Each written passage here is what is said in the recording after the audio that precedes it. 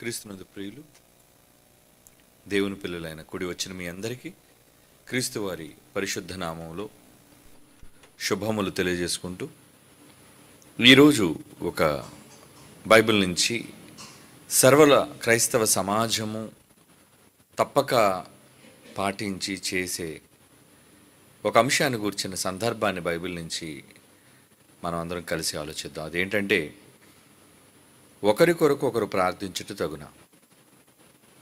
ప్రార్థన అనగానే మనకు తెలుసు, దేవునికి మనిషి చేసే విజ్ఞాపన, విన్నపాలు.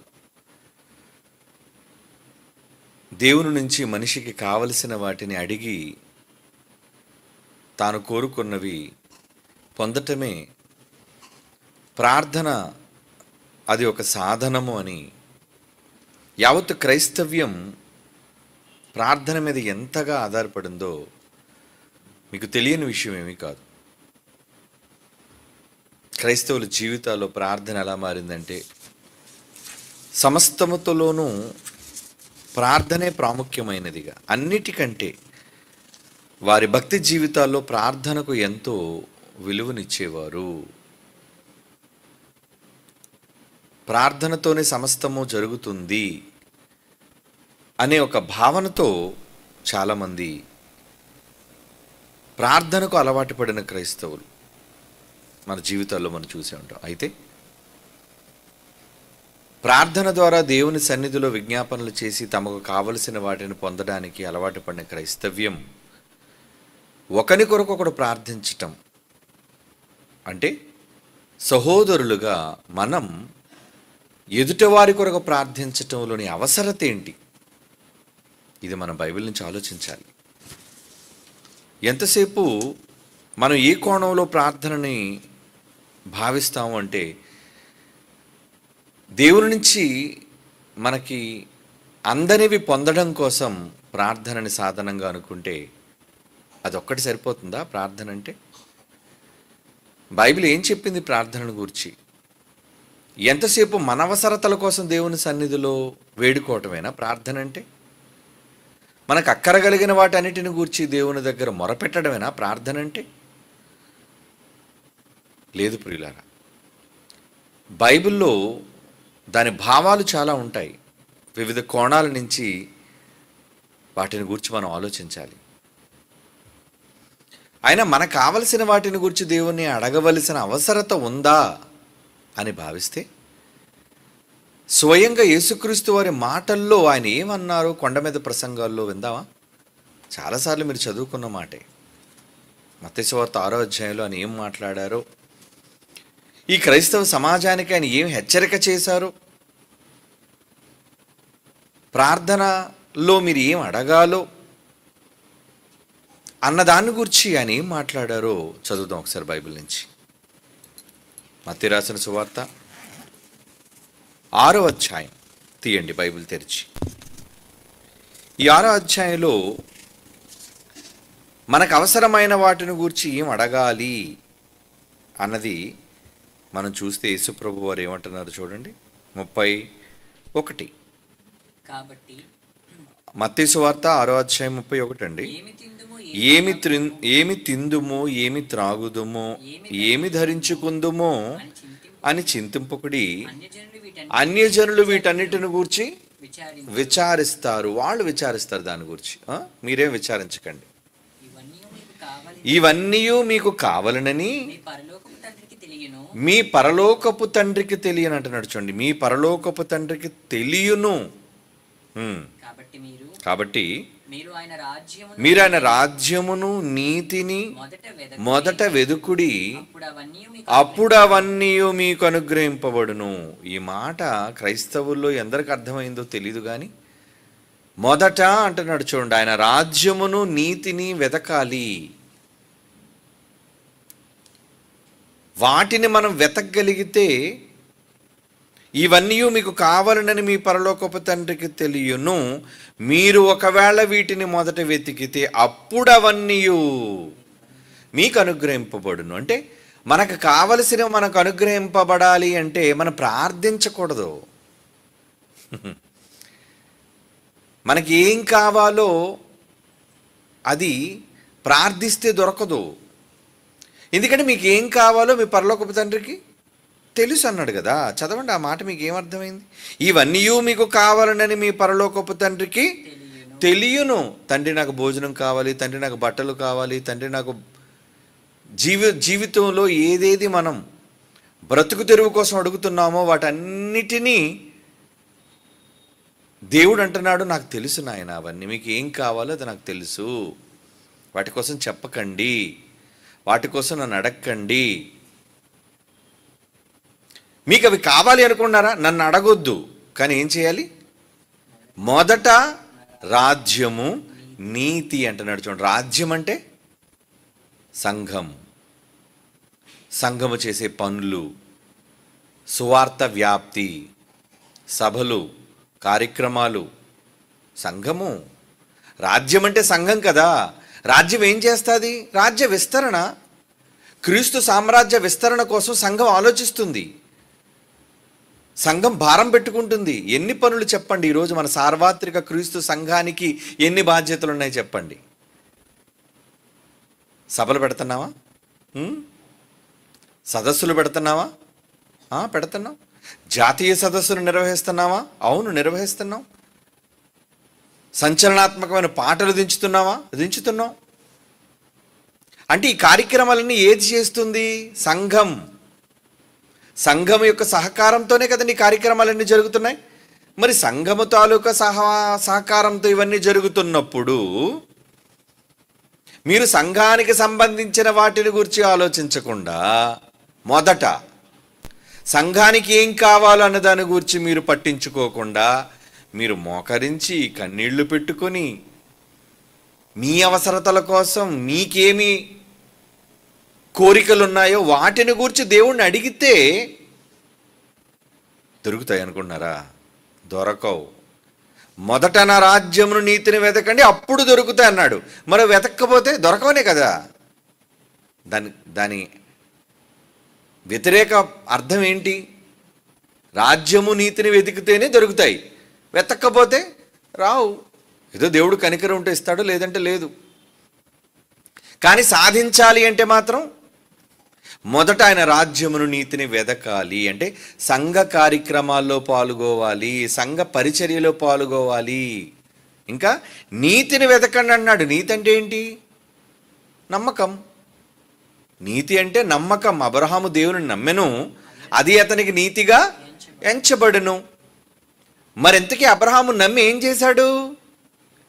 నమ్మకం పెట్టుకుంటే సరిపోతుందా? లేదండి. నమ్మి నీ కొడుకును బలిచ్చే అన్నాడు. ఏం చేశాడు అబ్రహాము? క్రియలు చేశాడు. క్రియలు. నీతి అంటే క్రియలు. క్రియలు లేని నీతి, విశ్వాసము నిష్ఫలము అన్నాడు. చూస్తారా ఆ మాట కూడా? యాకోబు పత్రిక చూడండి. మరి చాలాసార్లు మీరు చదివిన మాటే, కానీ ఈ సందర్భంలో జ్ఞాపకం చేయాలి కదా మీకు. యాకోబు పత్రిక 2వ అధ్యాయం 26వ వచనం. యాకోబు పత్రిక 2వ అధ్యాయం 26వ వచనం అండి. ప్రాణము లేని శరీరం ఎలాగో మృతమో అలాగే క్రియలు లేని విశ్వాసము మృతము. అంటే నీతిమంతుడైన వాడు ఏం చేస్తాడని బైబిల్ చెబుతుంది? పనులు చేస్తాడు. అదే రాజ్యమును గూర్చిన పనులు. మొదట ఆయన రాజ్యమును, పనులను వెతకండి, సంఘాన్ని, పనులను వెతకండి, అప్పుడు అవన్నీ మీకు అనుగ్రహింపబడును. సూత్రం ఏదైనా అలా చేస్తేనే అప్లై అవుతుంది. ఏమండి? H2O water ఎప్పుడవుతుంది? ఆక్సిజన్ ఏమండి 1 అణువు, హైడ్రోజన్ 2 అణువులు, ఈ 2 మిక్స్ చేస్తేనే నీరు వస్తుంది. అంతే కదా? అవునా కాదా చెప్పండి? కనుక సూత్రం అంటారు దాన్ని. ఆక్సిజన్ రావాలి అంటే హైడ్రోజన్ ఎంత పరిమాణంలో ఉండాలి, ఆక్సిజన్ ఎన్ని అణువులతో ఉండాలి, అది కలిపితేనే నీరు వస్తుంది మీకు. అలాగే మీకు అవన్నీ దక్కాలి అంటే మొదట ఆయన రాజ్యమును, నీతిని వెతకండి. సంఘము, సంఘ బాధ్యతలు, సంఘ పనులు, సంఘ అవసరతలు, సంఘ కార్యక్రమాలు మీరు పాల్గొంటూ ఆ సంఘ అవసరతల కోసం నీతి అనగా విశ్వాసము అంటే సంఘము చేసే కార్యక్రమాలు నమ్ముతూ ఆ సంఘ కార్యక్రమాల్లో మీరు పాలివారుగా ఉండాలి, క్రియలు చేసేవారుగా ఉండాలి. ఇవి మీరు చెయ్యకుండా ఏది అడిగినా నిష్ప్రయోజనం. అంతే కదా. మరి అలాంటప్పుడు ఈరోజు క్రైస్తవ సమాజం ఎలా ఉంది చెప్పండి? సంఘాన్ని పట్టించుకోరు, సంఘం చేస్తున్న పనుల్లో పాలివారు కారు. కానీ వీళ్ళు ఏం పెడుతుంటారు? ప్రేయర్ రిక్వెస్ట్లు, ప్రార్థన అవసరతలు. ఏమిటి, ప్రార్థన అవసరతల కోసం అడగడం తప్పని నేను అంటలేదు, కానీ ఎప్పుడు నువ్వు అడగాలి, ఎవరిని అడగాలి, ఎందుకు అడగాలి, అది తెలుసుకోవాలి. ఎంతసేపు నువ్వు నీకు అవసరమైన దాని గురించి అడుగుతున్నావు కానీ నీ పొరుగువాని గురించి ప్రార్థించాలి అని నీకు తెలుసా? ఈరోజు ఉన్నవాళ్ళు ఎంతమంది పొరుగువారిని గురించి ప్రార్థిస్తున్నారు చెప్పండి? మోకరిస్తే కళ్ళంట నీళ్లు, ఆ నీటిలో నుంచి వచ్చే అక్షరాలు ఏంటో తెలుసండి? తమ అవసరతలు గూర్చి తప్ప మరి దేనిని గూర్చి ఈరోజు క్రైస్తవ సమాజం అధిక శాతం అడగరు. ఎలా దొరుకుతాయి చెప్పండి? దేవుడు అన్న ఒక మాట చదువుదాం. యోహాను సువార్త 9వ అధ్యాయం 31 వచ్చిన చూడండి. యోహాను సువార్త 9వ అధ్యాయం 31. దేవుడు పాపుల మనవి ఆలకింపడని ఎరుగుదుము. ఎవరు మనం ఆలకించారట? మనమంటే ప్రార్థనే కదా. దేవుడు పాపుల మనవి ఆలకింపడు అంటే తప్పు చేసిన వాళ్ళు, పాపాలు చేస్తున్న వాళ్ళు ప్రార్థన వినడు. మరి మనలో అందరం పాపులుగానే కనబడుతున్నట్లుగా ఉన్నాంగా. ఇక మన ప్రార్థనలు ఏమైనా వినబడతాయి ఆయనకి? మనం అడిగేవి ఏమైనా ఆయన చెవుని జొస్తున్నాయా? ఆయన చెవులకు వెళుతున్నాయా? ఆలకింపడు అంటున్నాడు కదా. ఏమంటున్నాడు? దేవుడు పాపుల మనమే ఆలకింపడని ఎరుగుదము. మరి ఎప్పుడు ఆలకిస్తాడు? ఎవడైనానో దైవభక్తుడై ఉండి, ఇక్కడ జాగ్రత్త వినండి, ఇక్కడ చెప్పాడు వివరణ. ఎవడైనానో దైవభక్తుడై ఉండి ఆయన చిత్తము చొప్పున జరిగించిన ఎడల ఆయన మనవి ఆలకించడు చెప్పాడు ఆన్సర్ ఇక్కడ. అంటే మీరు చేసే ప్రార్థన ఆలకించాలి అంటే మీరు ఎవరై ఉండాలి? పాపులు కాకుండా ఉండాలి. ఏ పాపములు కాని వారిగా ఉండాలి, ఏ పాపము చేయని వారిగా ఉండాలి.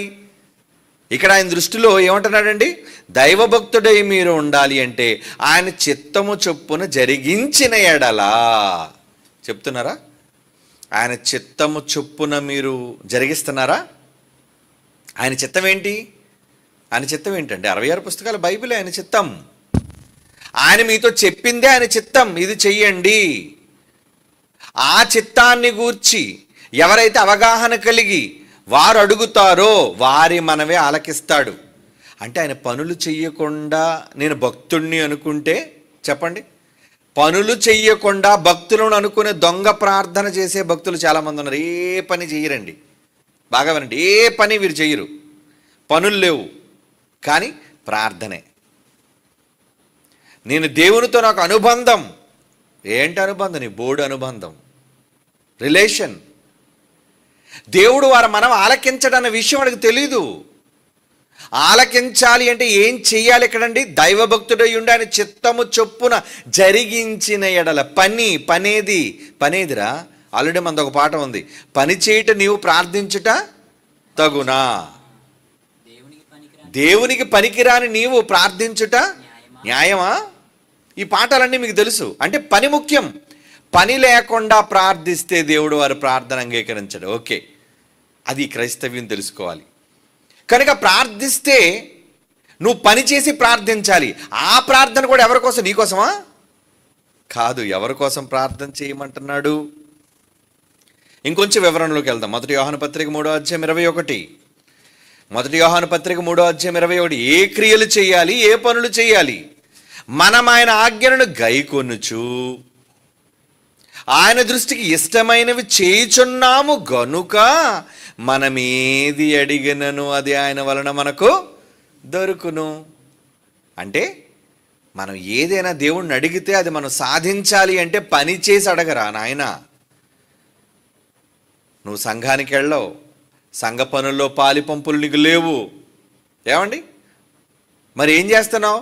ఉద్యోగం, వ్యాపారం, ధన సంపాదన, ఇంట్లో కూర్చోవడం, తినటం, ప్రార్థించటం.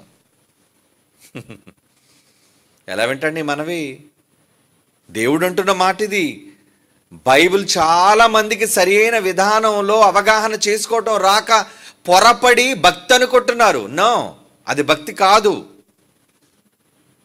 భక్తి అంటే ఇగో చెప్తున్నాడు కదా, దేవుని దృష్టికి ఏమంటే ఎవడైనా దైవభక్తుడు అనుకుంటే, ఇందరు యోహాను సువార్త 9:30 అనుకుంటున్నాం కదా, 31 చదివాం. దైవభక్తుడు, ఇది దైవభక్తి అని ఎవరైనా అనుకుంటే ఆ భక్తుడు ఏం చేయాలి? మొదటి యోహాను పత్రిక 3:21, ఆ యోహాను సువార్త రాసిన వారే యోహాను గారు మొదటి పత్రికలో చెబుతున్నారు. ఏమని? మనం ఆయన ఆజ్ఞలను గైకొనుచున్నాము కనుక, ఆయన దృష్టికి ఇష్టమైనవి చేయుచున్నాము కనుక, మనం ఏమి అడిగినది ఆయన వల్ల మనకు దొరుకును. ఏమండి? 22వ వచనం, క్షమించండి, మొదటి యోహాను పత్రిక 3వ అధ్యాయము 22. కనుక ఎప్పుడు మీరు అడగాలి? ఎవరిని గూర్చి అడగాలి? అసలు అడగడం అంటే ఎప్పుడు అడగాలో తెలియదు. అసలు మీకోసం అడగొద్దని ఆయన మొదలుపెట్టాడు. మీకోసం అడగండి. నాకు ఇది కావాలి తండ్రి, అది కావాలి, మీకు ఏం కావాలో నాకు తెలుసు, వాటి కోసం మీరు అడగకండి అని చెప్పిన తర్వాత కూడా క్రైస్తవం వలన నాకు ఇది కావాలి, అది కావాలి, ఇది కావాలి, అది కావాలని అడుగుతుంటే, ఏమంటే దేవుని మాటకి ఏమైనా విలువిచ్చిన వాళ్ళ? ఇంకా అలాంటప్పుడు వాళ్ళ ప్రార్థన దేవుడు ఎందుకు వింటాడు చెప్పండి? ఎప్పుడు వింటాడు? ఎవరి ప్రార్థన వింటాడు? అదే, ఒకరి కొరకొకరు ప్రార్థించుట తగునా. చాలా మూలమైనది తెలుసుకోవాలి. మూలాంశాలు అంటారు వాటిని. బేసిక్ ప్రిన్సిపల్స్ తెలియట్లేదు ఈరోజు. అయితే ప్రార్థన చేయడం తప్ప అండి? తప్పు కాదే, ప్రార్థన చేయడం తప్పని నేను అనలేదే. చెయ్యు, కానీ చేయాల్సినది పద్ధతిలో చేయాలి. నీళ్లు కావాలంటే హైడ్రోజన్ ఆక్సిజన్ సమపాళలో కలపాలి, లేదంటే నీరు ఉత్పత్తి అవ్వదు. అలాగే నీ రిజల్ట్ రావాలంటే బైబిల్లో దేవుడు చెప్పిన వాటిని క్రమమైన విధానంలో ఏం చేయమన్నాడో అది నువ్వు చేయాలి. అప్పుడు నీ ప్రార్థనకి ప్రతిఫలం దక్కుతుంది. ఏ పని చేయకుండా 3 పూట్ల గట్టిగా తిని ఇంటిలో ఉండి ప్రార్థన చేస్తుంటే నువ్వు అనుకున్నది జరిగిపోద్ది అనుకుంటున్నావా? నువ్వు ప్రార్థన చేయకపోయినా దేవుడు అనుకున్నది చేస్తూ ఉంటాడు ఆయన.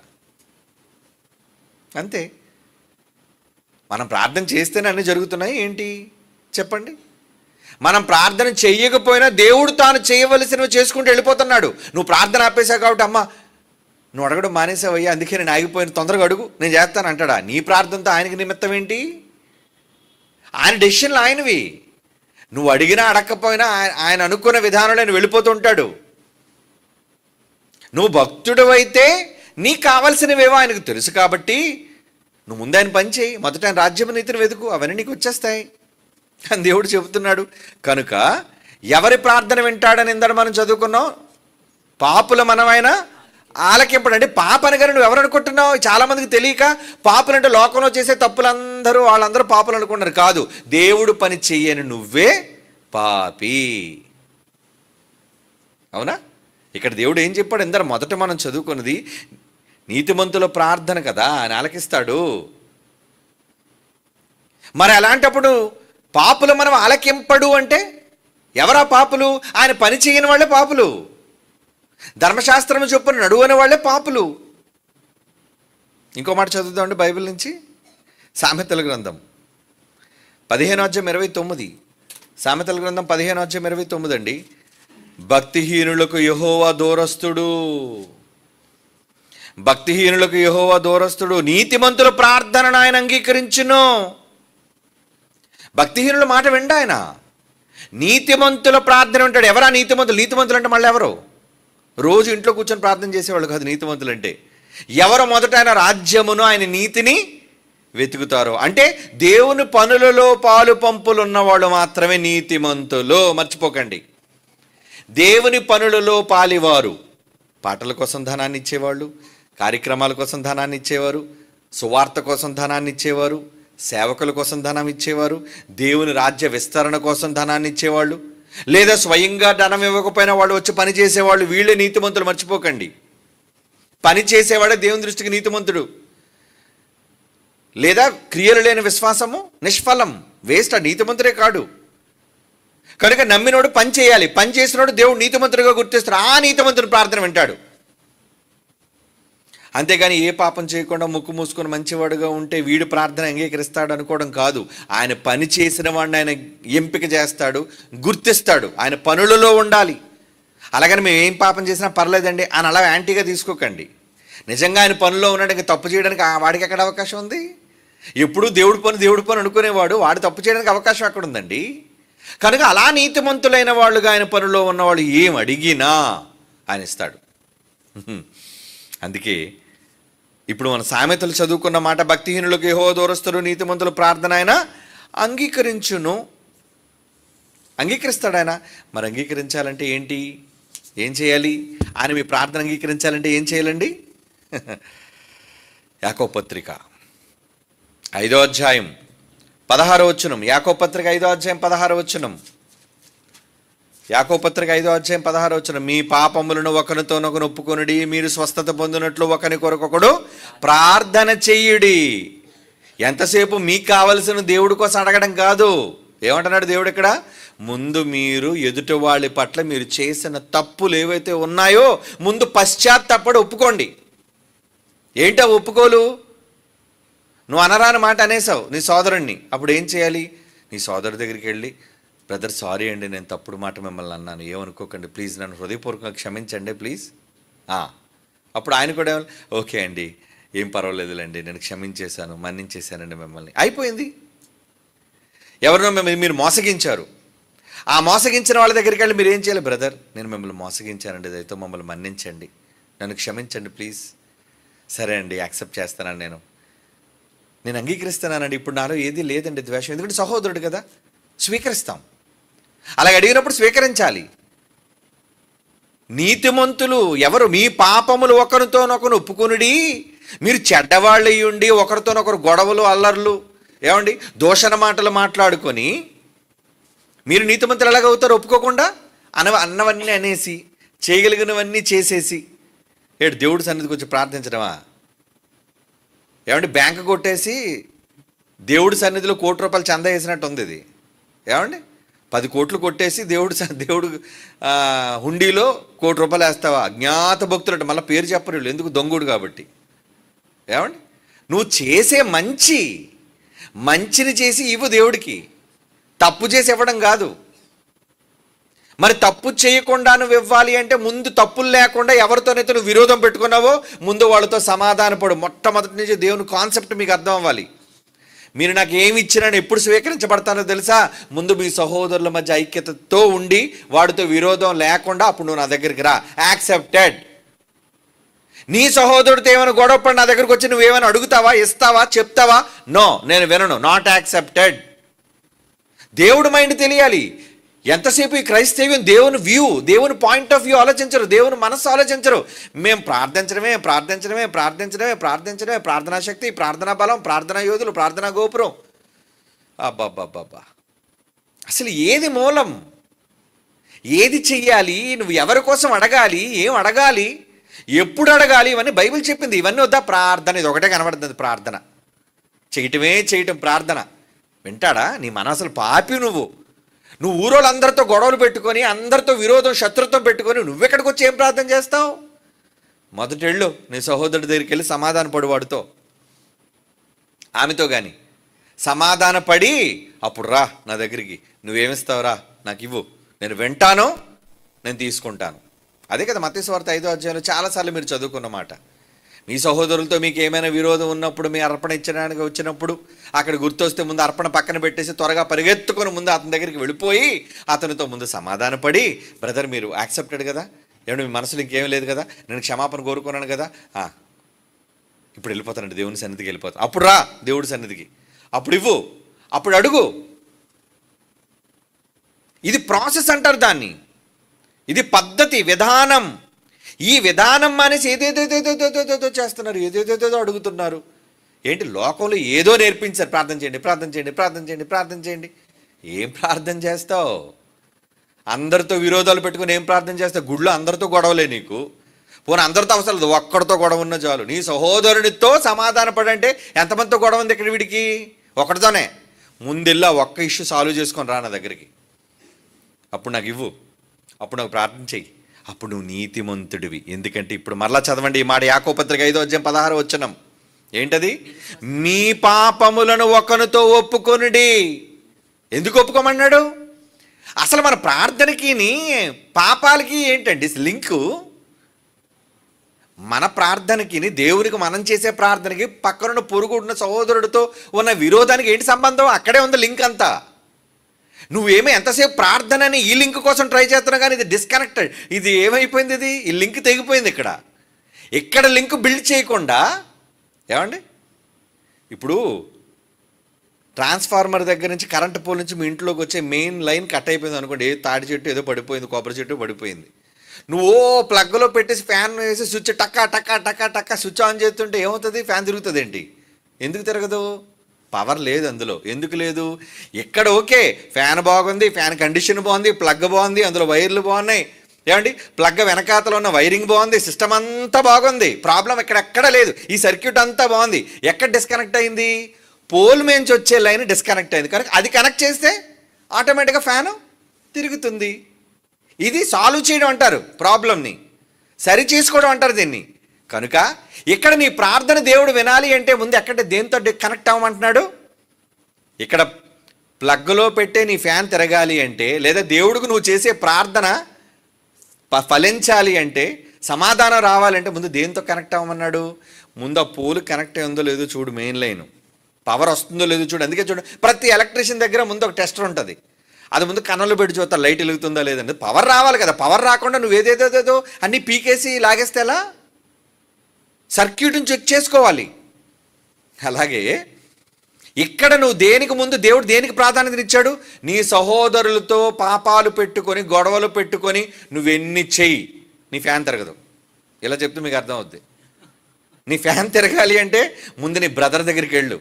నీ బ్రదర్తో ఏమవ్వాలి? చదవండి ఆ మాట. మీకు ఎన్నిసార్లు చెప్పినా అర్థం కాదు, మరలా చదవండి బైబిల్. ఎందుకంటే మీకు కంఠోపాఠంగా చిన్నప్పుడు 2 1 2 2 2 4 ఎలాగైతే చెప్పిస్తే వాడు బుర్రకెక్కదో, పెద్దోళ్ళైనా సరే మీ అమ్మాళ్ళందరినీ నిలబెట్టి వాక్యం యాకోబు పత్రిక 5వ అధ్యాయం 16వ వచనం చదవండి రా అంటే, మీ పాపములు ఒకరితో ఒప్పుకొనుడి అంటే ఎవరో కాదు, మేము మా సహోదరులతో మా పాపములు ఒప్పుకొనవలెను, మేము మా సహోదరులతో మా పాపములు ఒప్పుకొనవలెను.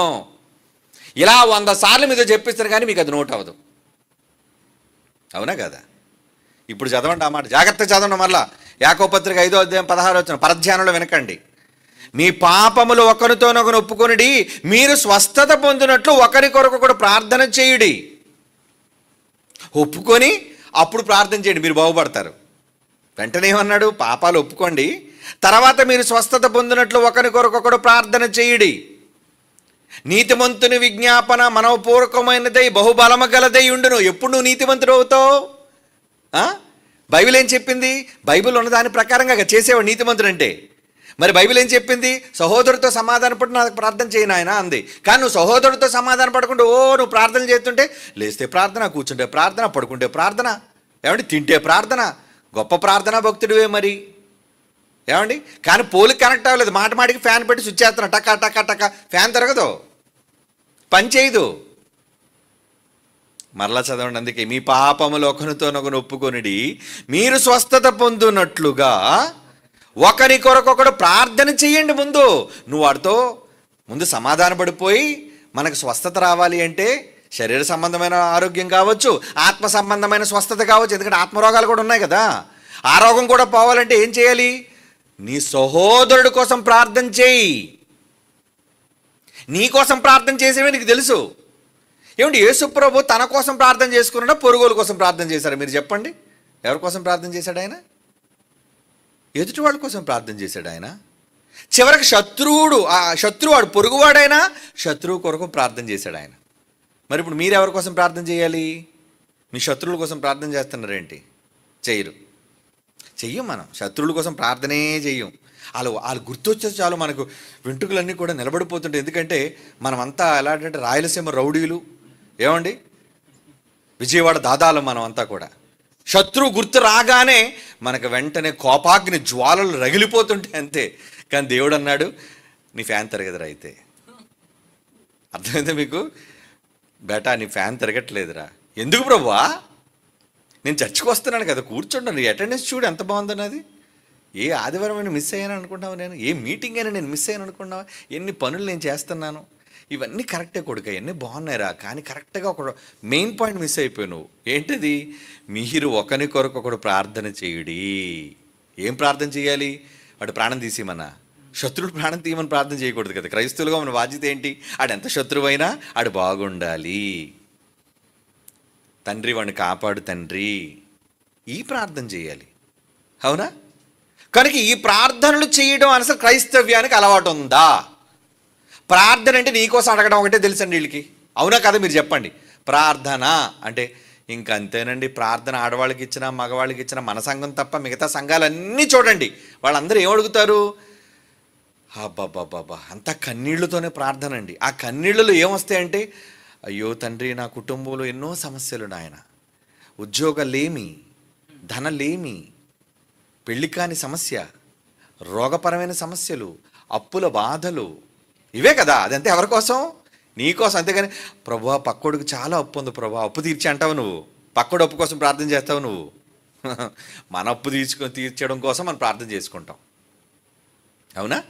కానీ దేవుడికి నచ్చట్లేదర్రా. అంటే నువ్వేం చేయాలో దేవుడు ఇక్కడ ప్రాసెస్ చెప్పాడు, దాని ప్రకారం మీరు చెయ్యండి. మీ ప్రార్థన వింటాడు ఆయన. ఆయన మీ ప్రార్థన వింటాడు. అంటే ఇదిగోండి బైబిల్లో రాయబడని ఈ మాటల ప్రకారంగా మీరు చేసి మీరు అడిగితే అప్పుడు చదవండి, నీతిమంతుల ప్రార్థన ఆయన అంగీకరించను. యాక్సెప్టెడ్ కూడా. ఓకే, గ్రీన్ లైట్ వెలిగింది. ఎప్పుడైతే ఏమండి మన ఇంట్లో టెస్టర్ పెట్టి ఎంతసేపు చేయి పెట్టినా లైట్ వెలగదు. ఎప్పుడైతే మెయిన్ లైన్ కనెక్ట్ అయిందో ఆటోమేటిక్గా పవర్ చూపించేస్తుంది. వచ్చిందండి, పవర్ వచ్చిందండి, పవర్ వచ్చిందండి, కరెంట్ వచ్చిందండి. ఓకే, అన్నీ పనిచేస్తానన్నమాట, సిస్టమ్ అంతా కరెక్ట్గా ఉంది. ఈరోజు క్రైస్తవులు మెయిన్ దేవుడితో డిస్కనెక్ట్ అయిపోయారు. ఇక్కడ సర్క్యూట్లు అన్నీ బాగానే ఉన్నాయి, కానీ ఎక్కడ డిస్కనెక్ట్ అయిపోయారు? దేవుడి దగ్గర డిస్కనెక్ట్ అయిపోయారు వాళ్ళు. మరి చెక్ చేసుకోవా? ఇటు చెక్ చేసుకోడు. ఫ్యాన్ వేస్తాడు, తిరుగుతుందనే భ్రమలో ఏమండి ఫ్యాన్ తిరుగుతుందని పడుకోగలవు నువ్వు? ఫ్యాన్ తిరిగినంత నువ్వు ఒప్పుకోవు, తిరిగితేనే కానీ నీకు నిద్ర రాదు. మరి ఇక్కడ దేవుని విషయంలో నేను ప్రార్థన చేస్తానండి, దేవుడు వింటున్నాడండి, జరిగిపోతుందండి, అయిపోద్దండి. వద్దు, అలాంటి మొండి వైఖరి కాకూడదండి. అసలు మన ప్రార్థనలో ముందు ఎవరి కోసం అడగమంటున్నాడు ఇప్పుడు చూద్దామా? చదవండి ఇప్పుడు బైబిల్. హెబ్రీలకు రాసిన పత్రిక 13వ అధ్యాయం 18వ వచనం. హెబ్రీ పత్రిక 13వ అధ్యాయం 18వ వచనం ఏమంటున్నాడు అక్కడ? మా నిమిత్తము ప్రార్థన చేయుడి. భక్తుడు ఏమన్నాడు? మా నిమిత్తం మీరు ప్రార్థన చేయండి. ఏమంటే ఆయన కోసం మీరేం ప్రార్థన చేస్తారు? ఆయన అప్పులు తీర్చమనా? అదా? మా నిమిత్తము మీరు ప్రార్థన చేయడి, మేము అన్ని విషయముల్లో యోగ్యముగా ప్రవర్తింపగోరుచున్నాము, మంచి మనస్సాక్షి కలిగి ఉన్నామని నమ్ముకొనిచున్నాము, అందుకు మా కోసం మీరు ప్రార్థన చేయండి. అంటే ఏం కోరుకుంటున్నారు సంఘాన్ని? మా కోసం మీరు ప్రార్థించాలి, ఒకని కొరకొకరు ప్రార్థన చెయ్యాలి. మీకోసం మీరు ప్రార్థన చేసుకోవడం తెలుసు ఇప్పటివరకును. మీకోసం, మీ కుటుంబాల కోసం, మీ పిల్లల కోసం ప్రార్థన చేసుకోవడం మీకు తెలుసు. కానీ పొరుగునున్న వారి కోసం కూడా ప్రార్థన చేయాలి అనే ప్రార్థనలోని ముఖ్యమైన నియమాన్ని సమాజం మర్చిపోయిందండి. చూద్దాం ఇంకొక మాట. మొదటి దశలోనిక పత్రిక 5వ అధ్యాయం 25వ వచనం. దశలోనికలకు రాసిన మొదటి పత్రిక 5వ అధ్యాయం 25వ వచనం. సహోదరులారా మా కొరకు ప్రార్థన చేయడి. మళ్ళా పౌలు ఏమన్నాడు? మా కోసం చేయండి, మా కోసం చేయండి. ఏం పౌలు తన కోసం ఎందుకు చేయమన్నాడు? పౌలు ఏ పనిలో ఉన్నాడు? నీతిమంతుడండి, నీతిమంతుడు. పౌలు నీతిమంతుడు కాడా? చెప్పండి, పౌలు నీతిమంతుడే కాడా? ఎందుకు నీతిమంతుడు చెప్పండి? ఏమండి ఎందుకు పౌలు నీతిమంతుడు చెప్పండి? దేవుని పనిలో ఉన్నందుకు నీతిమంతుడు. బాగా వినండి, ఇప్పుడు మీకు చిన్న ముడి విప్పుతాను మీకు. పౌలు గారు నీతిమంతుడా కాదా? నీతిమంతుడే కదా. దేనికి నీతిమంతుడు? మొదట ఆయన రాజ్యమును నీతిని వెతుకుతున్నాడు, ఆయన పనిలో ఉన్నాడు కనుక నీతిమంతుడు. క్రియలు లేని విశ్వాసము నీతి నిష్ఫలం. అంటే ఆయన పనిలో ఉన్నాడు కాబట్టి నీతిమంతుడేనా? ఓకే. పౌలు నీతిమంతుడేనా? నీతిమంతుడే. ప్రార్థన చేయమన్నాడు, ఆయన కోసం ప్రార్థన చేయాలి. ఇప్పుడు మరొకటి అడుగుతున్నాను, పౌలు పాపం చేసినవాడా? చెప్పండి. చూసారు, ఆగిపోయారు అంటే కంక్లూజన్లో పడిపోయారు. అంటే ఏం చెప్పాలి ఇప్పుడు? ఏమండి పౌలు నీతిమంతుడా అంటే అవును నీతిమంతుడని అన్నారు. ఎందుకు నీతిమంతుడు అంటే పనిలో ఉన్నారు అంటున్నాడు. మరి పౌలు పాపం చేసినవాడా అని అడిగాను. ఏమండి మిమ్మల్ని అడిగితే మీరు చెప్పరు, దొంగలు కదా మీరంతా కూడా. అంటే 50-50 క్రాక్ జాక్లు అట్టోళ్ళు మీరు. నులివెచ్చని శోభం, అటు వెళ్తే ఏమంటారు ఇటు వెళ్తే ఏమంటారు తెలియదు కనుక మౌనంగా ఉండటం మనకు మంచిది. పౌలు గారిని అడుగుదాంలేండి, ఆయన ఏమన్నాడు చూడండి పోనీ బైబిల్ విప్పి. తిమోతి పత్రిక మొదటి పత్రిక, పౌలు గారు తిమోతి గారికి రాస్తున్న మొదటి పత్రిక 1వ అధ్యాయం 16వ వచనం. తిమోతి గారికి రాస్తున్న మొదటి పత్రిక మొదటి అధ్యాయం 16 వచనం ఏమంటున్నాడు చెప్పండి ఆయన. ఆయనను నిత్య జీవము నిత్య జీవం పరలోక నిమిత్తం తనను విశ్వసింపబో విశ్వసింపబోవానికి నేను మాదిరిగా ఉండులాగున యేసుక్రీస్తు తన పూర్ణమైన దీర్ఘశాంతమును ఆ ప్రధాన పాపినైన నాయందు కనపరుచున్నట్లు. అంటే పౌలు ఎవరన్నమాట? పాపుల్లో కింద పాప, మొదటి పాప. ఏ పాప అన్నాడు ఆయన?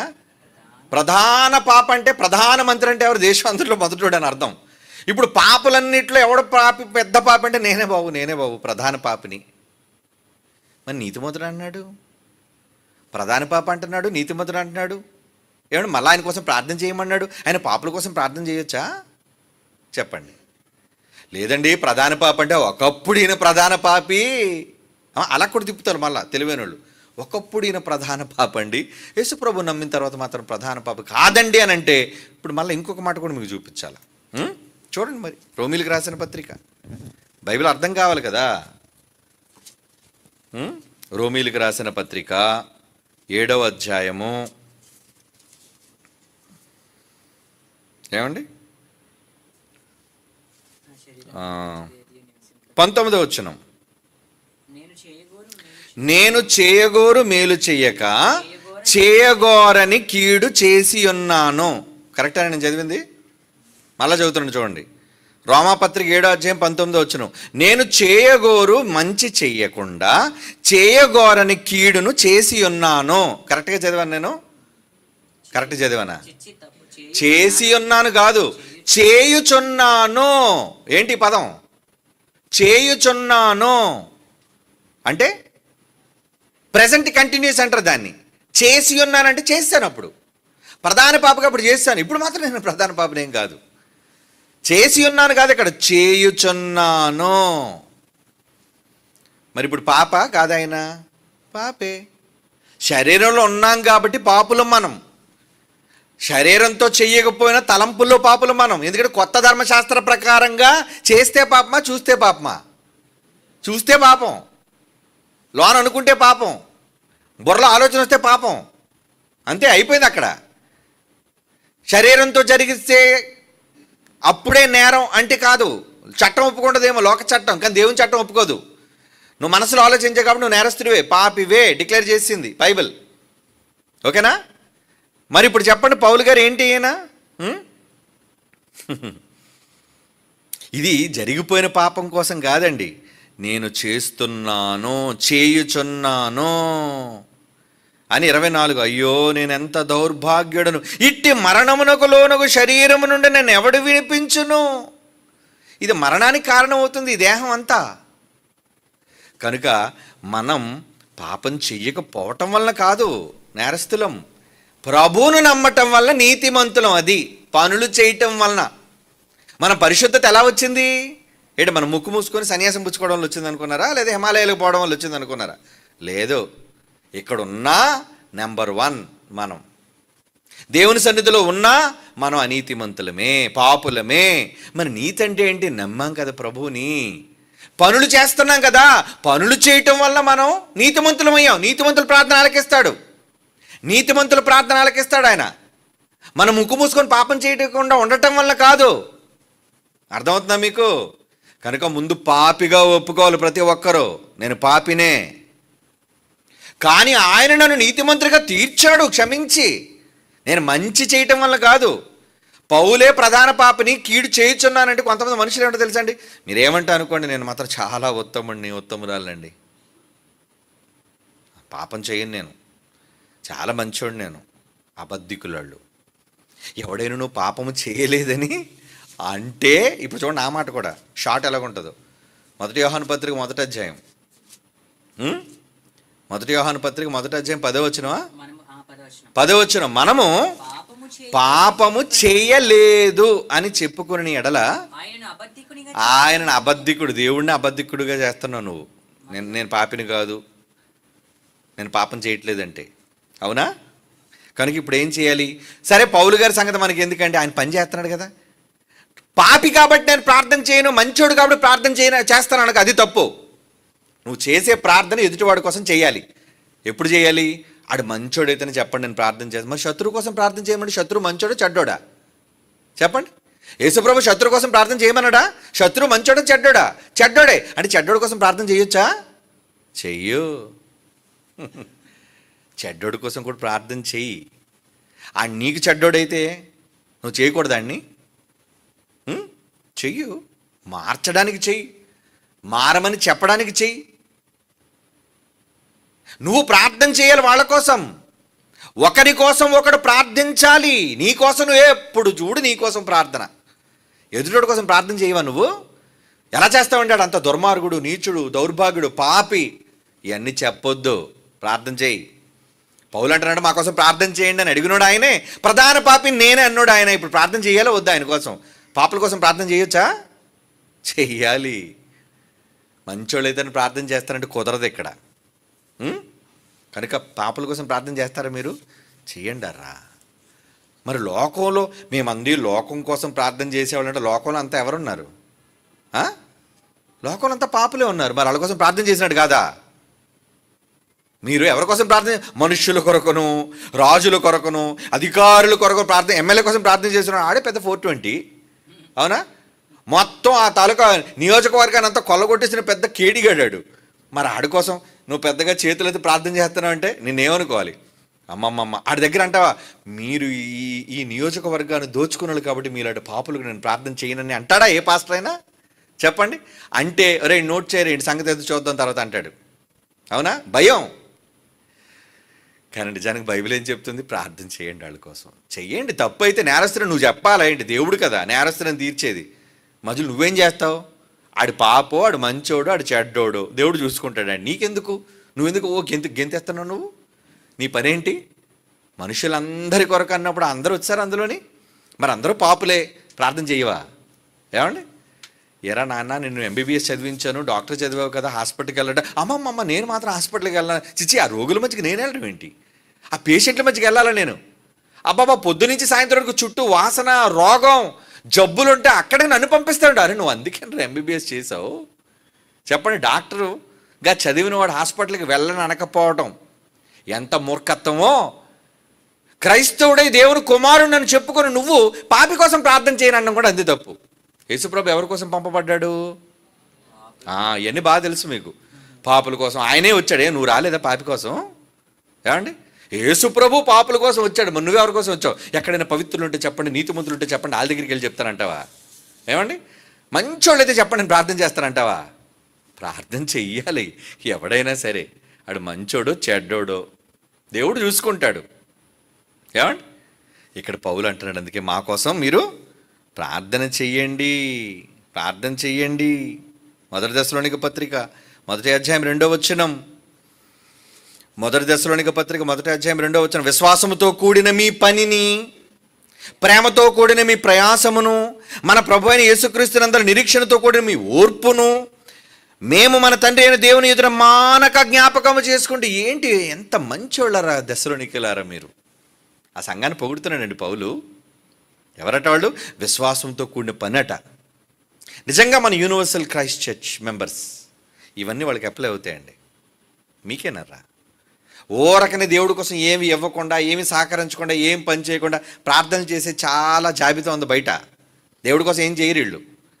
దేవుడి దగ్గరకు వచ్చారంటే మొత్తం పెద్ద పచారీ సరుకులు లిస్ట్ తీసుకొస్తారు, పెద్ద చుట్ట చుట్టేసి. ఏంటది? వీళ్ళ నీడ్స్, అవసరతలు, ప్రార్థనా అవసరతలు. అందులో ఎవరి కోసం ఉంటుందంటే పక్కింటి వాళ్ళ కోసం అడగండి, వీడి కోసమే. ఏమండి మా అమ్మాయి కోసం ప్రార్థించండి. ఏమని? విదేశాల్లో చదువుకుంటుందండి. ఏమండి మా అబ్బాయి కోసం ప్రార్థించండి. ఏమని? ఆడికి ఉద్యోగం రావాలండి. ఏమండి మా పిల్ల కోసం ప్రార్థించండి, ఎందుకంటే మంచి వరుడు కావాలండి. అబ్బాబ్బా ఒకటా రెండా ఎన్నండి బాబు. ఈ సొంత రిక్వెస్ట్లు ఎక్కువ మనకి. అందుకే పాపుల మనవి దేవుడు ఆలకింపడు. మరి ప్రార్థన చేసిన తర్వాత పెళ్లి జరిగిపోయిందండి అంటావా? అది నీ పిచ్చి. మరలా చెప్తున్నాను, ప్రార్థన చేసిన తర్వాత పెళ్ళి అయిపోయిందండి. ఓకే, నీకు ప్రార్థన చేసిన తర్వాత పెళ్ళి అయిపోయింది అనుకున్నావు. మరి చాలామంది హైందవ సోదరులు, ఇస్లాం సోదరులు వాళ్ళ తాలూకా దర్గాలకి, గుళ్ళకి వెళ్ళి మొక్కుకున్న తర్వాత మా అమ్మాయి కూడా మంచి సంబంధం వచ్చిందండి, పెళ్ళి అయిపోయింది అన్నారు. మరి ప్రార్థన చేయలేదే, ఎలాగైపోయింది పెళ్ళి? కౌంటర్ నాది. వాళ్ళు దేవుణ్ణే నమ్మరు. మాకు ఉద్యోగం రావాలని మొక్కుకున్నామండి, గుడికి వెళ్ళి వాళ్ళ దేవతను మొక్కుకున్నారు లేదా దేవుణ్ణి మొక్కుకున్నారు, మాకు జరిగిందండి. ఏం జరగలేదు వాళ్ళకి? చెప్పండి. హిందువులకి మంచి జరుగుతుందా లేదా? ఇస్లాం వాళ్ళకి మంచి జరుగుతుందా లేదా? వాళ్ళకి ఉద్యోగాలు వస్తున్నాయా లేదా? వాళ్ళకి రోగాలు పోతున్నాయా లేదా? వాళ్ళు ఏదో తాళ్ళు కట్టుకున్నారు, తాయితులు కట్టుకున్నారు, తగ్గిపోయింది అంటున్నారు. అవును, వాళ్ళ దగ్గర ఉన్నాయి. అంటే దేవుడు వాళ్ళకి మంచి చేయటం లేదా? పిచ్చోడా, నువ్వేదో ప్రార్థన చేస్తే నీకే చేస్తాడు అనుకున్నావు. అందరికీ చేస్తాడు ఆయన, పక్షపాతం లేదు ఆయనకి. ప్రార్థన చేస్తే మాకేదో గుళ్ళో గొప్ప జరిగిపోయింది అనుకున్నావు. నీ అంత ఎర్రబాగులుడు మరొకడు లేడు. నువ్వు అడక్కపోయినా దేవుడు మనసు ఏంటో తెలుసా? కృతజ్ఞత లేని వారి ఎడలను బహు విస్తారంగా ప్రేమను చూపించి వాళ్ళకి మేలులు చేసే గొప్ప తండ్రి పరలోకంలో ఉన్నాడు. నువ్వు అడక్కపోయినా నీ కడుపు పండిస్తాడు, నువ్వు అడక్కపోయినా నీ పిల్లకు ఉద్యోగం ఇస్తాడు, నువ్వు అడక్కపోయినా నీకు మంచి జీతమే ఇస్తాడు. మళ్ళీ పెద్ద పెద్ద సాఫ్ట్వేర్ జాబులు చేసేవాళ్ళు ఉన్నారండి, వాళ్ళందరూ క్రైస్తవులు ఏంటి చెప్పండి? నువ్వేంటి ఏదో గొప్పగా సాక్ష్యం చెప్తావు? ఏమంటే మంచి సాక్ష్యం చెప్పాలనుకున్నా. ఏంటో సాక్ష్యం? నేను దేవునికి కన్నీటితో ప్రార్థన ఉపవాసంతో చేసిన వెంటనే గొప్ప జాబ్, ₹1,00,000 జాబ్ వచ్చిందండి. అబ్బా, కట్టండి చప్పట్లో, దేవునికి స్తోత్రం, హల్లెలూయా. ఓరి పిచ్చోడా, నీకు ₹1,00,000 జాబే వచ్చింది, అక్కడ చూడు 35 లక్షలు విదేశాలలో సంపాదిస్తున్నారు. అంటే నీ ప్రార్థన కన్నా వాళ్ళ ప్రార్థన గట్టుకున్నట్టుంది కదా, అవునా కాదా? ఏమండి, నీ ప్రార్థన కన్నా వాళ్ళ కొబ్బరికాయ బాగుంది, నీ ప్రార్థన కన్నా దర్గాలో వాళ్ళు తావీజే బాగుంది. ఎందుకంటే నీకన్నా పెద్ద జాబ్ వచ్చింది వాళ్ళకి. నువ్వు ఆఫ్టర్ ఆల్ ₹1,00,000 జాబే నీకు, లేదా 50,000 జీతమే నీకు, వాళ్ళది ఇంకా పెద్ద జీతం వచ్చేసింది. ఇలా జీతాల బట్టి, ఏమండి, వచ్చే జరిగే మేలులు బట్టి లెక్కేసుకోవడం కాదు. అంటే వీళ్ళంతా ఒక ట్రామాలో ఉన్నారు. ప్రార్థన చేస్తే దేవుడు మాకు చేసేస్తున్నాడు, ప్రార్థన చేస్తే దేవుడు మాకు చేసేస్తున్నాడు కదా. లోకమంది అంతా ఇలాగే జరుగుతుంది. ఏదో అక్కడికి ఏదో నీవు ఒక్కడికే మంచి జరిగిపోతున్నట్టు, బయట వాళ్ళందరికీ అన్యాయం జరిగిపోతున్నట్టు చెప్తావేంటి? ప్రార్థన, దేవుడు నీతిమంతుల ప్రార్థన వినాలి అంటే ముందని పనిచేయి. మంచి తప్పొప్పుల కోసం మాట్లాడొద్దు. ఏంటి, మంచోడైతే ప్రార్థన చేస్తానండి, చెడ్డోడైతే నేను ప్రార్థన చేయనండి, పాపుల కోసం అయితే అసలు నేను ప్రార్థన చేయనండి. సేవ చేసేవాళ్ళ కోసం ప్రార్థన చెయ్యాలి. అది పౌలు చెబుతున్నాడు ఇక్కడ. మరి సేవ చేసేవాడి కోసం అంటే ఏదో విన్నామండి, ఆయన కోసం మంచోడు కాదని, ప్రధాన పాపని ఆయన ఒప్పుకున్నాడు కదండి, మరి పాపుల కోసం ప్రార్థన చేయొచ్చా? చెయ్యి. నువ్వు పాపం అనగానే ఏదో అనుకున్నావు, ఏదో పెద్ద నువ్వేదో పాపివి కానట్టు. నువ్వు పాపివే. నీ కంట్లో దూలం ఉంది, ఆడి కంట్లో చిన్న నలుసుంది, అంతే తేడా. ఇద్దరు రోగులే, దేవుడు చెప్తున్న మాట. కనుక దేవుని యొక్క మనస్సుతో ఆలోచిస్తే ఇద్దరు నేరస్తులే. మళ్ళీ నువ్వేంటి స్పెషల్గా వచ్చి, ప్రభు ఆ పాపి కోసం నన్ను ప్రార్థన చేయమంటావా? నాయన చెయ్యిరా బిడ్డ, నువ్వు కూడా ప్రధాన పాపివే అంటాడు దేవుడు. అందరూ పాపులేరా? చదువుదాం మనకు మంచి మాట.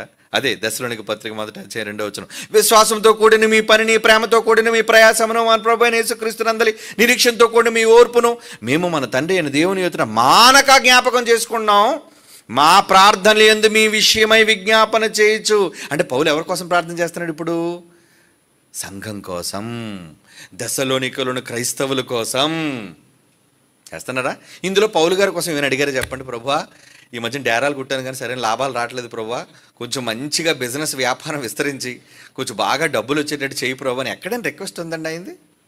ఆయన ప్రార్థనలో నిస్వార్థమైన ప్రార్థన అండి, నిస్వార్థమైన ప్రార్థన, పరుల కోసం ప్రార్థన, ఒకరి కొరకొకరు ప్రార్థన. ఇంకేమన్నాడు? మీ అందరి నిమిత్తము ఎల్లప్పుడూ దేవుని కృతజ్ఞతాస్తుతులు చెల్లించుచున్నాను. వాళ్ళందరి కోసం ప్రార్థన చేస్తున్నాడట, వాళ్ళ భక్తిని చూసి సంతోషిస్తున్నాడట. ఎంత బాగుందండి. కొలసీ పత్రిక 4:4 కొలసీ పత్రిక 4:4 అండి. ఏమంటున్నాడు చూడండి అక్కడ. ప్రార్థన యందు నిలకడగా ఉండి కృతజ్ఞత గలవారై మెలకువగా ఉండండి. కొలసీ 4:4 అని చదువుతున్నారు. కంటిన్యూషన్ 2వ మాట చూడండి. వాక్యమును చెప్పుటకు అనుకూలమైన సమయం దేవుడు దయచేయాలని మా కొరకు ప్రార్థించండి. అంటే వాక్యం చెప్పడానికి అనుకూలమైన సమయం కావాలని ప్రార్థన చేయండి. అలాంటి ప్రార్థనలు ఏం చేస్తున్నారా? ప్రభు వీళ్ళు వెళ్తున్నారు, మంచి మన సంఘం చేస్తుందండి ఇది.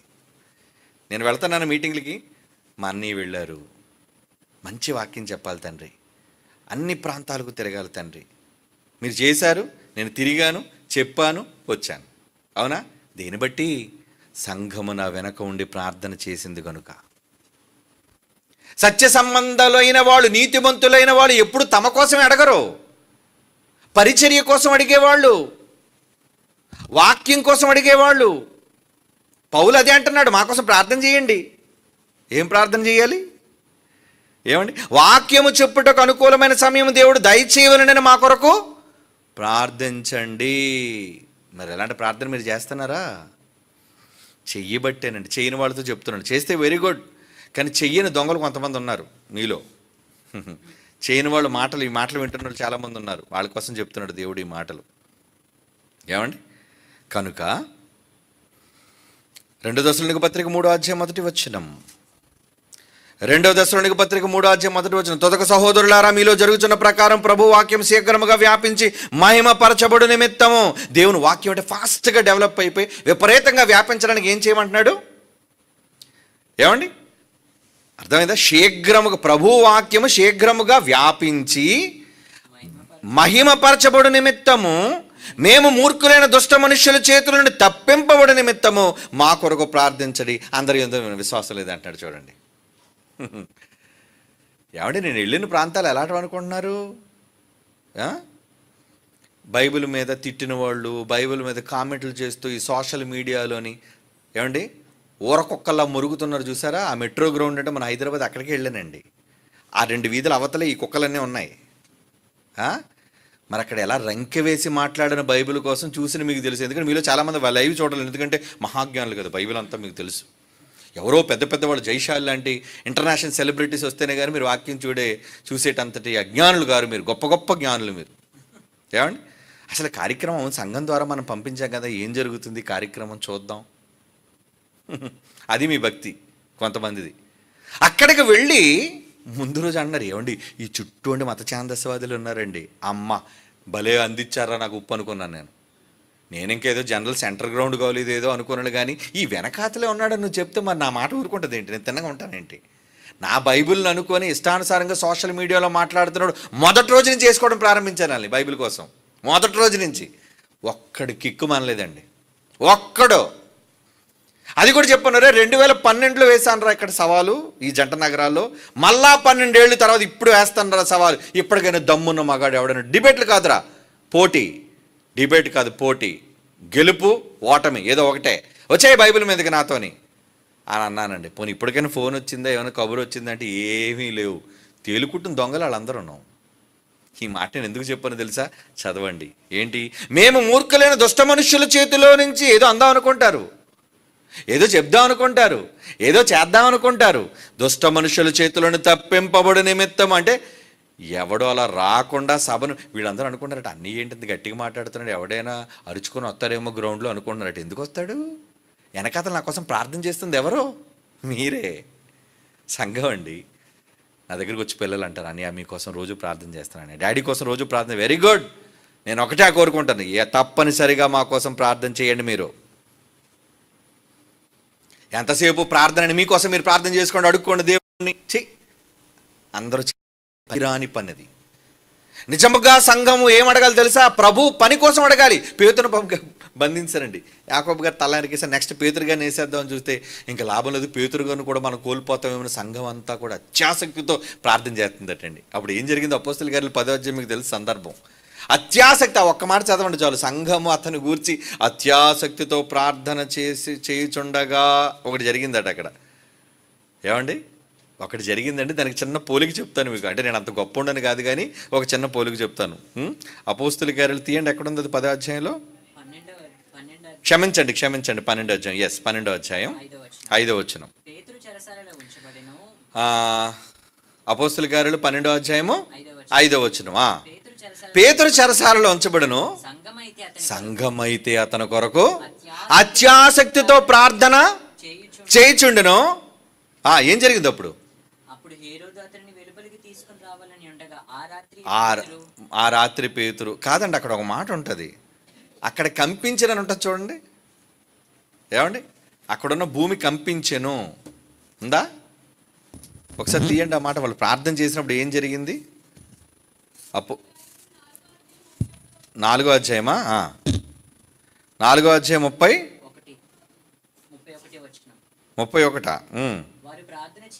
వారు ప్రార్థన చేయగానే కంపించెను. వారు కూడి ఉన్న చోటు కంపించను. అలా దడదడదడలాడిందటండి.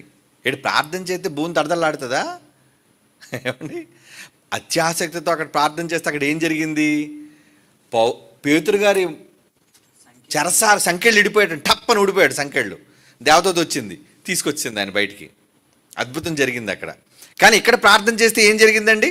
వారు కూడి ఉన్న చోటు కంపించెను. వారు కూడి ఉన్న చోట. ఎందుకంటే 27వ వచనం చూడండి, ఏవి జరుగులని నీ హస్తము నీ సంకల్పము ముందు విన్నవించును, వాటన్నిటికీ చేటికే నీవు అభిషేకించిన నీ పరిశుద్ధ సేవకుడైన యేసునకు విరోధముగా హేరోదును పొంతి పిలాతులాడు దౌర్భాగ్యులు అన్ని జనుల్లో ఇశ్రాయేలులో ప్రజలతో ఈ పట్టణమందు నిజముగా కూడుకున్నారు ప్రభువా. సంఘం ప్రార్థన చేస్తుంది, ప్రభువా ఈ సమయం ముందు వారికి బెదిరింపులు చూచి మమ్మల్ని అందరూ ఎంతో ఇబ్బంది పడుతున్నారు, సోషల్ మీడియాలో దౌర్భాగ్య మాటలు మాట్లాడుతున్నారు, రోగులను స్వస్థపరచడం నీ పరిశుద్ధ సేవకుడని యేసు నామముల ద్వారా సూచక్రియలు మహత్కార్యములు ఏమండి చేయుటకు నీ చెయ్యి చాపి ఉండగా నీ దాసులు బహుధైర్యముగా నీ వాక్యమును బోధించినట్లు అనుగ్రహించము. ఇలాంటి సందర్భాలు జరుగుతున్నప్పుడే వాళ్ళు రెచ్చిపోతుంటే, ఇష్టానుసారంగా మాట్లాడుతుంటే, ప్రభువా సేవకులు వాక్యం చెబుతున్నారు ప్రభువా, కనుక నీ వాక్యమును బోధించినట్లు అనుగ్రహించమంటున్నాడు. చూడండి, అప్పుడు ఏం జరిగిందట? వారు ప్రార్థన చెయ్యగానే వారు కూడి ఉన్న చోటు కంపించెను. అప్పుడు ఏం చేశారట? అప్పుడు వారందరూ పరిశుద్ధాత్మతో నిండుకున్న వారి దేవుని వాక్యం ధైర్యముగా బోధించిరి. ఏమండి, అక్కడికి వెళ్ళిన తర్వాత ఇలా మాట్లాడిన తర్వాత హైదరాబాద్లో ప్రకంపనలు వచ్చాయండి. ఎందుకు వచ్చాయి నాకు అర్థం కాలేదని మనోళ్ళు నాకు మెసేజ్లు పెట్టారు వాట్సాప్లో. ఏమంటే హైదరాబాద్లో భూమి కంపించిందటండి. మీరు విన్నారా వార్తలు? ఎప్పుడు? సేమ్ మీటింగ్ల టైంలో అది సంభవించిందండి. 3, 4, 5, 6 టైముల్లో. ఎందుకు వచ్చింది అంటారా అని అనగానే నాకు ఈ మాటే గుర్తొచ్చిందండి. ఏమండి అంటే ప్రార్థిస్తున్నారు.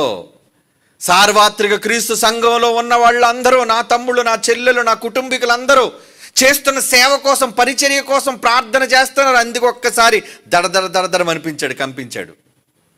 నేను పౌలు గారు అంత గొప్పవాడిని కాదులేండి, ఆయన కాళ్ళు ధూళికి సరిపోను నేను.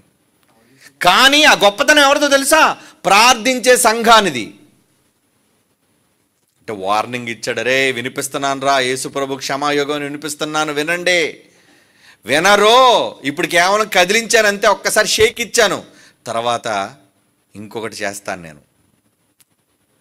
ట్రెమర్స్ ఊపిచ్చాడంతే, ముందు చిన్న సిమ్టమ్స్ చూపించాడంతే. దేవుడు మారాలి. ఎందుకంటే టూ బ్యాడ్ అండి హైదరాబాద్ అంటే. ఎలాగంటే పబ్ కల్చర్, డ్రగ్ కల్చర్ దారుణం అండి. వ్యవస్థ దారుణంగా చెడిపోయింది. ఇలాగే అన్నాను నేను. వినండి, మీరు 4 రోజులు ఎలా మాట్లాడి ఏముంది ఈ హైదరాబాదులో, ఎలాగుంది యువత, ఎలా చెడిపోయింది ఇక్కడ. ఏమండి వాళ్ళ కల్చర్ చూడండి ఎలాగుందో. ఓపెన్గా మాట్లాడండి, ఎవ్వడు కిక్కుమనలేదు. ఎందుకు? మనం చెప్తుంది దేవుని మాట కదా. అందుకే వాళ్ళు ఏం చేశారట? అలా ప్రార్థన చేయగానే వారందరూ పరిశుద్ధాత్మతో నిండిన వారి దేవుని వాక్యం ధైర్యముగా బోధించిరి. అంటే మీరు ప్రార్థన చేస్తే మాకేమొస్తుంది అనమాట? ధైర్యం. మాకు వచ్చిన ధైర్యం కాదు, మీ ప్రార్థన వల్ల దేవుడు మాకు ఇచ్చే ధైర్యం అంటారు దాన్ని.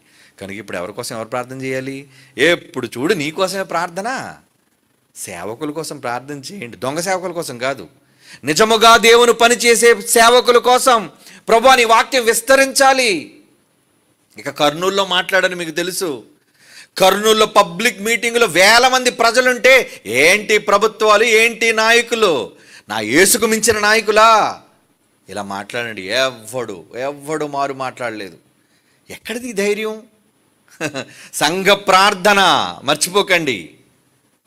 మిగతా వాళ్ళు వాళ్ళ కోసమే ప్రార్థన చేసుకుంటారు. ఎప్పుడు మోకాళ్ళు వేశారంటే వాళ్ళ ఇంట్లో సమస్యలు, ఒంట్లో సమస్యలు, కుటుంబాల్లో సమస్యలు, గొడవలు గొడవలు గొడవలు. దేవుడు విసిగెత్తిపోయారా బాబా, మేఘంతో చెవులు కప్పి అంటారా బాబు, నేను అసలు ప్రార్థన వినలేకపోతున్నాను. దేవుడు చెవులు మూసుకునే పరిస్థితి. దేవుడు వింటాడు ఎప్పుడు? నీతిమంతుడిగా ప్రార్థన చేయి. ఏమండి వాడు పాపుల, చెడ్డోళ్ళ, మంచోళ్ళ అవన్నీ పక్కన పెట్టు. దేవుని పని జరగడానికి ప్రార్థన చేయి. ఒకరి కొరకొకరు ప్రార్థించడం తగునా? మనోళ్ళు ప్రార్థన చేస్తారు, ప్రభువా వాడు తొందరగా శిక్ష విధించు తండ్రి, వాడు చాలా నా పట్ల ఎంత కీడు చేశాడో మీకు తెలియదు దేవుని. ఏడుస్తాడు మళ్ళీ. నీ ఏడుపు చూసి దేవుడు అని చంపేస్తాడా? నీ ఏడుపు చూసి దేవుడు అని శపించేస్తాడా? నీ మొహం. ఎవడో నేర్పించేశాడు పిచ్చి ప్రార్థనలన్నీ నీకు.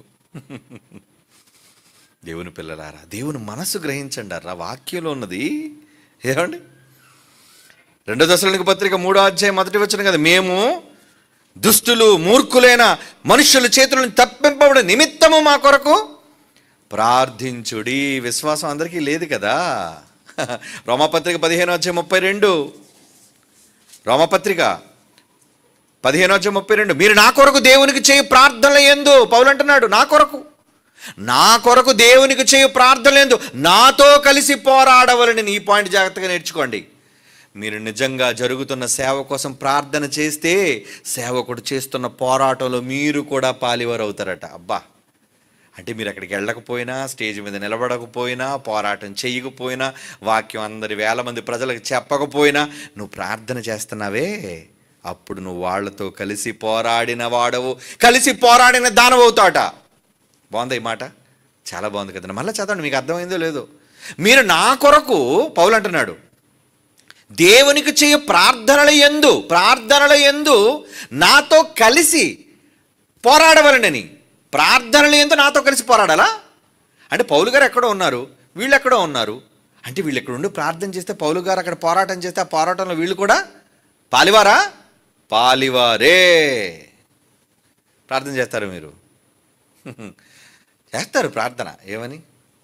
ప్రభా డబ్బులు లేవు, ప్రభా డబ్బులు కావాలి, ప్రభా అప్పులు పాలైపోయిన ప్రభా, చాలా అప్పులను తీర్చే ప్రభా మంచి ఉద్యోగం కావాలి ప్రభా, మంచి పిల్లది కావాలి ప్రభా, అది మా కొలపదై ఉండాలి ప్రభా, ఎవరితో అయితే నాకు నచ్చదు ప్రభా.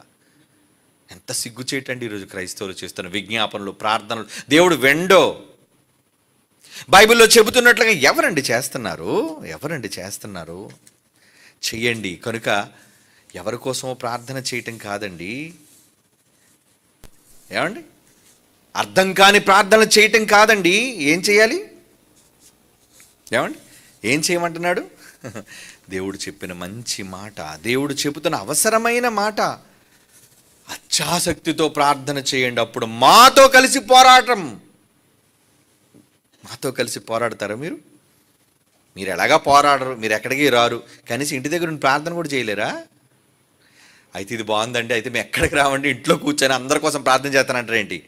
మళ్ళా క్రియలు లేని విశ్వాసము నిష్ఫలం. మీరు అన్ని చోట్ల నాతో తిరగలేరు కాబట్టి చెయ్యండి. మరి ఇప్పుడు నేను వచ్చి, ఇప్పుడు మనం అంతా కూడా మరి పాటల కోసం మంచి పని చేయాలి, చేస్తారంటే, లేదండి మేము ప్రార్థన చేస్తాం ఏమి ఇవ్వకుండా అంటారా? మీరు చేయగలిగింది చేయకపోతే ఎలా? ఏమండి, మీ తండ్రి గారు అక్కడ అంత పెద్ద నిర్మాణం చేస్తున్నారు, చూస్తున్నాను, ఏమిస్తున్నారు, ఇంకా కంప్లీట్ అవుతుంది, ఇప్పుడు డబ్బు లేక ఆపేస్తున్నారు అనేసి అంటే, ఏమిస్తున్నారు అనేసి అంటే, ప్రార్థన చేస్తున్నామండి మేము. ఇచ్చి ప్రార్థన చేశారంటే అర్థం ఉంది. ఏ రోజు నిర్మాణానికి ఏమీ ఇవ్వకుండా ప్రార్థన చేస్తున్నారా? సహకరించి దేవుని పనిలో పాలివారే. కడుతుంది మన ఇల్లు కాదు అక్కడ. ఏమండి, మాకేమైనా బిల్డింగ్ కడుతున్నారు అక్కడ? మేమేమైనా ఉంటాం అందులోని? లేదే. దేవుని కొరకు ఒక నిర్మాణం, ప్రజలు దేవాలయాలు కూడుకొనడానికి ఒక నిర్మాణం. ఇన్ని కార్యక్రమాలు జరుగుతున్నప్పుడు మీరేం సహకరిస్తున్నారు? సహకరించాలి. సంఘము ద్వారా జరిగే ప్రతి ఉత్తమమైన కార్యక్రమంలో మీరు పాలువారై ఉండాలి. అది మాతో కూడా కలిసి ప్రార్థన చేయటం అంటే.